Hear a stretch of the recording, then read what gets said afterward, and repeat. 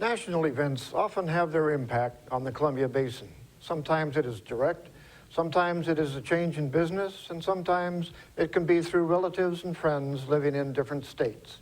CNN reporter Karin Kaifa has a review of events that left their mark on our nation in 2013.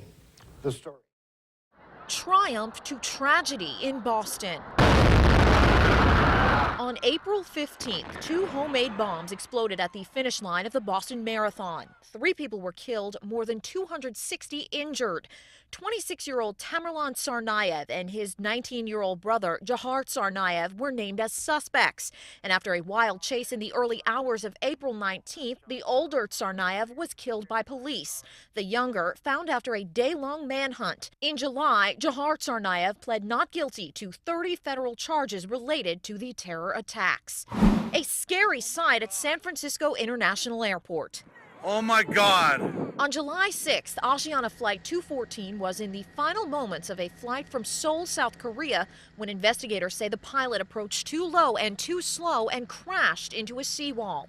3 people were killed, 182 injured. The Asiana pilot was in training to fly the Boeing 777. It was the first time he'd landed that kind of aircraft at the San Francisco airport.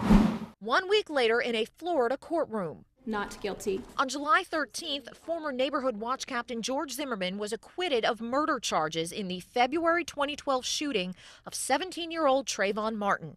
Zimmerman's attorneys call the shooting self-defense. Martin's family called it racial profiling. The state of Florida called it murder. But after 16 hours of deliberation, the all-female jury would not agree.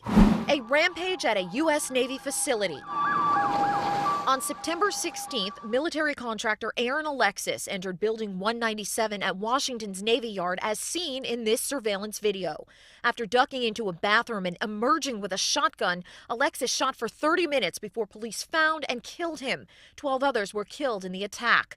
The investigation uncovered a number of red flags about Alexis. In the weeks prior to the attacks, he'd complained of hearing voices and of trouble sleeping.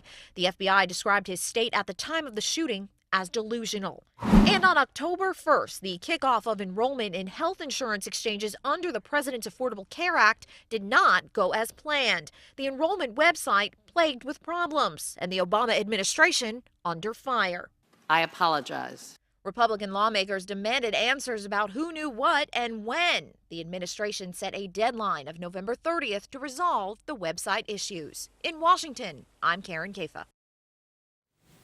We will be right back after this.